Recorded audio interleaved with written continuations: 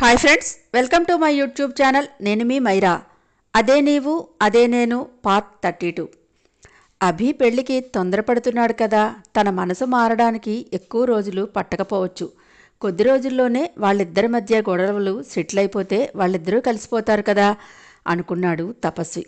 పర్వాలేదే, నీ మనసుకి బాగానే ముసుగు వేసుకుంటున్నావు, వెక్కిరించినట్టు అంది అంతరాత్మ. నేను కనిపించకుండా వినిపించాలి అంతే కదా అని అంతరాత్మ పేక నొక్కిపట్టి తనను తానే మోటివేట్ చేసుకున్నాడు తపస్వి. ఫుల్ఫిల్గా అంతరాత్మ పేక అయితే నొక్కేశాడు గాని మనసులో ఏమూలో తను మొదటిసారి చూసి ఇష్టపడి నచ్చుకున్న అమ్మాయి అభి లాంటి ప్లేబాయ్కి సొంతమవడం, ఆ విషయం తన వరకు రావడం చాలా బాధని కలిగించింది. అభి వెళ్ళిపోయిన తర్వాత కిందకి వచ్చిన వెంటనే కావేరి కోపంగా కొడుకు వైపు చూసి, అభి మాట్లాడుతున్నది ఏంటి తపస్వి? అసలు ఎందుకు వచ్చాడు అభి? నాకు అస్సలు నచ్చలేదు వాడు. మీ మాటలు కావాలని నేను వినలేదు, కానీ అనుకోకుండా జ్యూస్ పట్టుకుని వచ్చాను కదా నీ దగ్గరికి. అందుకనే కరెక్ట్గా పర్ణికతో నిన్ను చాట్ చేయమని అడగటం విన్నాను క్లియర్గా. అమ్మాయిల మనసుల్ని బాధపెట్టే పనులు చేయకూడదురా. నువ్వు ఇలాంటి వాటికి మధ్య పడకు. నాకెందుకో అభిని చూస్తే మంచి అభిప్రాయం కలగటం లేదు. అభి నోటితో చెప్పేస్తున్నంత ఈజీ కాదు. అయినా ఆ అమ్మాయిని నువ్వు ఇష్టపడుతున్నావు కదా, మరి అభి కూడా ఎలా అంది కావేరి. అమ్మా, నాది కేవలం ఇష్టం మాత్రమే. ఏదైనా చూడగానే అందంగా అనిపించింది డ్రా చేస్తానని నీకు తెలుసు కదా, అలాగే నేను చేశాను. కానీ అభి పర్ణిక ఇద్దరూ ఒకరినొకరు ఇష్టపడుతున్నారు. ఏదో చిన్న మిస్అండర్స్టాండింగ్ వాళ్ళ మధ్య. నన్ను సెట్ చేయమని అడుగుతున్నాడు అంతే కదా. అయినా నువ్వు అనుకున్నంత చెడ్డవాడు కాదమ్మా అభి. మంచివాడే, కాకపోతే అమ్మాయిల్ని ఫ్లర్ట్ చేసే టైపు. అంటే నువ్వు ఆ అమ్మాయితో చాట్ చేయడానికి ఒప్పుకున్నావా? కోపంగా అడిగింది కొడుకుని.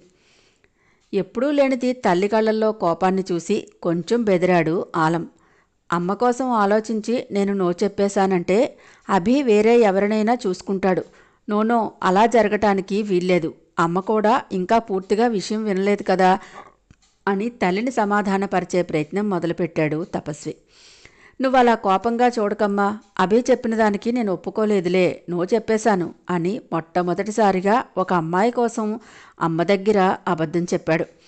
నీ మెంటాలిటీ నాకు బాగా తెలుసమ్మా. ఒక అమ్మాయిని మోసం చేస్తున్నాను అంటే అసలు తట్టుకోలేవు. అందుకే నీకు నిజం చెప్పలేకపోతున్నాను. సారీ. మనసులోనే క్షమాపణలు చెప్పుకున్నాడు తల్లికి. కానీ కొద్ది రోజులైనా పర్ణికతో మనస్ఫూర్తిగా మాట్లాడే అవకాశం వస్తుంది. పర్ణిక ఇష్టాలు కష్టసుఖాలు తెలుసుకోవచ్చు. తన బ్యాక్గ్రౌండ్ ఏంటో తెలుస్తుంది. నచ్చిన అమ్మాయితో నేను కాదనే చెప్పేటటువంటి సందర్భం ఈ ప్రపంచంలో నాకు మాత్రమే వచ్చిందేమో.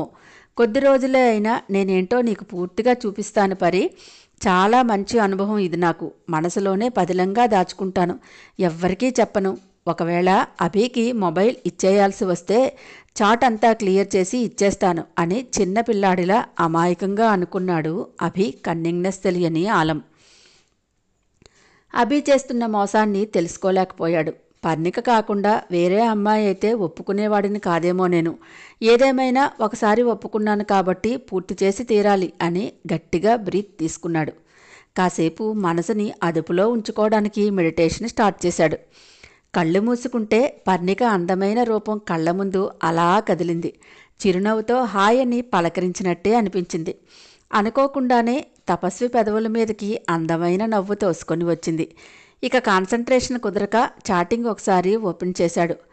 హాయ్, ఓయ్, ఉన్నావా, తిన్నావా, డ్యూటీకి వెళ్ళావా తప్ప పెద్దగా మెసేజెస్ ఏం కనిపించలేదు.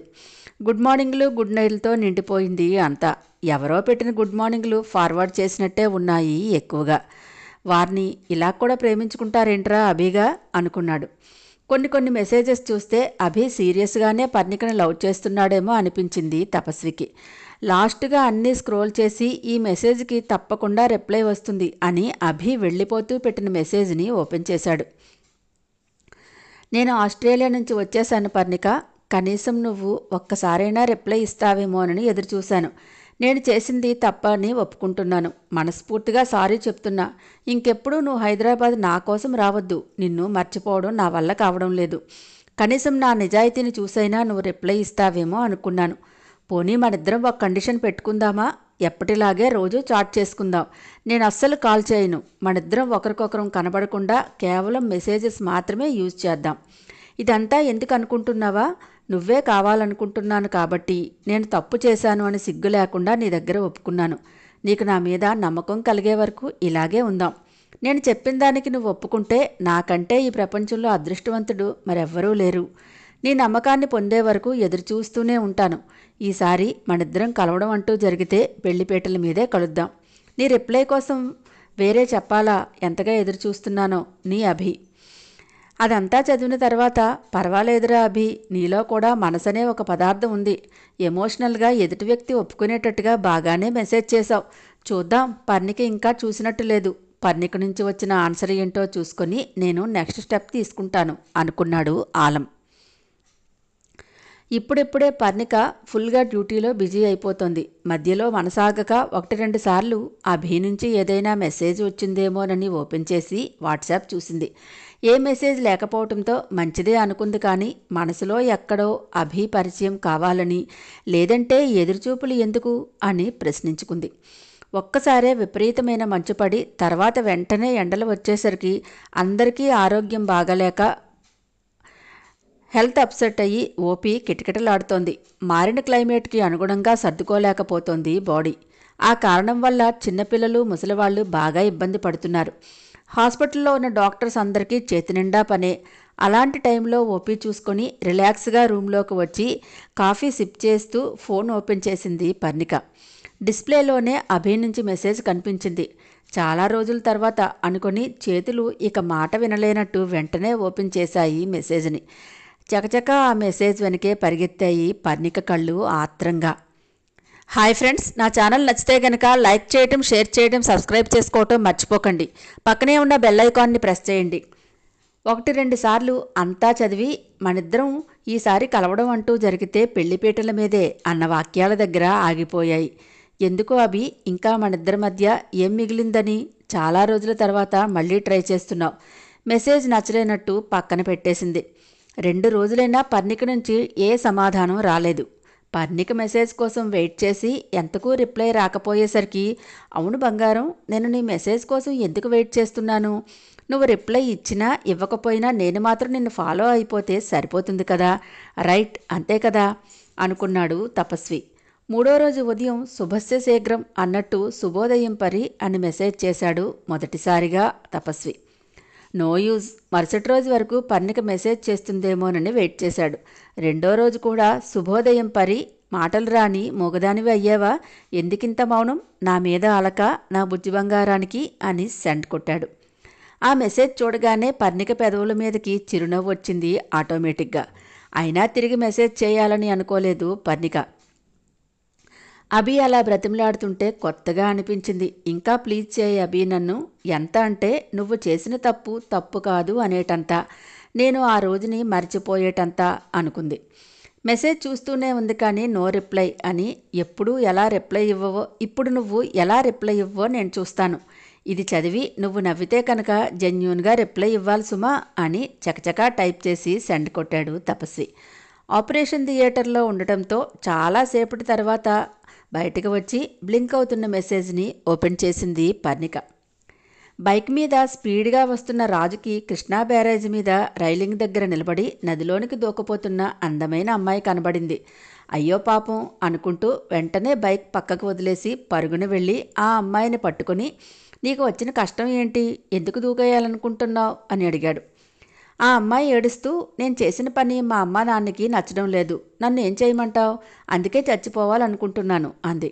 అయ్యో, ఇంత అందంగా ఉన్నావు, తొలి ముద్దైనా రుచి చూసావా లేదా అని అడిగాడు. లేదు అంది ఏడుస్తూ ఆ అమ్మాయి. ఎలాగో చచ్చిపోవాలనుకుంటున్నావు కదా, నీ అంత అందమైన దాన్ని ఇంతవరకు నేనెక్కడా చూడలేదు, ఒక్క ముద్ద ఇవ్వచ్చు కదా నాకు అన్నాడు ఆశగా. అలాగే అని మరుక్షణం కళ్ళు తుడుచుకొని గట్టిగా రాజును కౌగిలించుకొని గాఢంగా లిప్ టు లిప్ కిస్ ఇచ్చేసింది. 5 నిమిషాల తర్వాత ఇద్దరూ దూరం జరిగారు. నిజంగా రంభా ఊర్వశి కూడా నీ అందం ముందు దిగదుడిపే అన్నాడు రాజు. కదా, అందుకే నేనెప్పుడూ ఆడవాళ్ళలా చీర కట్టుకుంటానని మా అమ్మా నాన్నకి చెప్తున్నా వినడం లేదు అంది అమ్మాయిలాంటి ఆ అబ్బాయి. అంతే, రాజుకి మొత్తం నిలబడిన చోటంతా గిరగిరా తిరిగినట్టు అనిపించింది. హాయ్ ఫ్రెండ్స్, ఇది నేను ఎప్పుడో ఎక్కడో చదివానండి, నా సొంతమైతే కాదు, దయచేసి గమనించగలరు. నాకొక డౌట్ పరి, ఇప్పుడు ఎవరు ఆత్మహత్య చేసుకుంటారు అని ఒక ఈమోజీ పెట్టి సెండ్ కొట్టినట్టున్నాడు. కాఫీ తాగుతున్న పరి పర్ణిక పలమారినట్టుగా కాసేపటి వరకు నవ్వుతూనే ఉంది. ఆ జోష్లో తెలియకుండానే చేతులు టక్టకా ఈడియట్ అని టైప్ చేసి ఒక 2-3 స్మైలీస్ పెట్టి సెండ్ చేసింది. ఆ చిన్న ఈడియట్ అనే 4 అక్షరాలని అందుకున్న ఆలం నేను గెలిచాను అంటూ రూమంతా తిరిగి హ్యాపీగా సల్సా డ్యాన్స్ చేశాడు. నీ నుంచి మెసేజ్ వచ్చిందంటే నేను గెలిచాను పరి అని అనుకున్నాడు. పరి నవ్వుకుంది. నేను పెట్టిన మెసేజ్ని చూసి నవ్వుకుంది అని తెగ సంతోషపడిపోయాడు. ఆలం వెంటనే కీప్ స్మైలింగ్ బేబీ, నువ్వెప్పుడూ నవ్వుతూ ఉంటే చాలా బాగుంటావు అని తిరిగి మెసేజ్ చేశాడు. నిజంగానే ఆలం అనుకున్నట్టు పర్ణిక ఆ రోజంతా ఆ జోక్ తలుచుకుని నవ్వుకుంటూనే ఉంది. నీలో ఇంత సెన్స్ ఆఫ్ హ్యూమర్ ఉందా అభి? ఎప్పుడూ మామూలుగా ఉండే పర్ణిక అలా నవ్వుతుంటే చూడటానికి చాలా బాగుంది. ఏంటి మేడం, ఈరోజు మీలో మీరే నవ్వుకుంటున్నారు అని అడిగింది మరియా. ఆహా ఏం లేదు, ఏదో గుర్తొచ్చి అంది వెంటనే మొహం తిప్పేసుకుని. పరి, దసరా పండుగ వస్తోంది కదా, అమ్మ దగ్గరికి వెళుతున్నావా అని మెసేజ్ చేశాడు. పర్ణిక ఏం చెప్పాలో తెలియనట్టు ఏమో అన్నట్టు మెసేజ్ పెట్టింది. సడన్గా పర్ణికకి గుర్తొచ్చింది. ఇన్ని రోజులుగా అభి నాతో మాట్లాడుతున్నా ఎప్పుడూ నా సొంత విషయాలు అడగలేదు. కనీసం నా ఊరేంటో తన పూర్తి వివరాలు కూడా అభికి తెలుసో లేదో. ఇద్దరు పెళ్లి చేసుకునే వ్యక్తులు ఒకరి గురించి ఒకరు పూర్తిగా తెలిసి ఉండాలని కూడా అభికి తెలియదా? నిరాశగా అనుకొని ఇప్పుడే మళ్ళీ కొత్తగా పరిచయం అయినట్టు తెలుసుకుంటున్నాడు ఏంటో. ఏమో అని పెట్టిన ఈమోజీని చూసి, ఏమో ఏంటి, మీ అమ్మా నాన్న నీకోసం ఎంతగా ఎదురు చూస్తుంటారో తెలుసా? పండుగ వచ్చేసింది. పిల్లలు పండగసరికి రావాలని ప్రతి పేరెంట్స్ అనుకుంటారు. సెలవులు లేవా నీకు, లేదా నువ్వు వెళ్ళటం లేదా అని మళ్ళీ మెసేజ్ చేశాడు. హాయ్ ఫ్రెండ్స్, నెక్స్ట్ అప్డేట్ కోసం వెయిట్ చేస్తూ ఉండండి.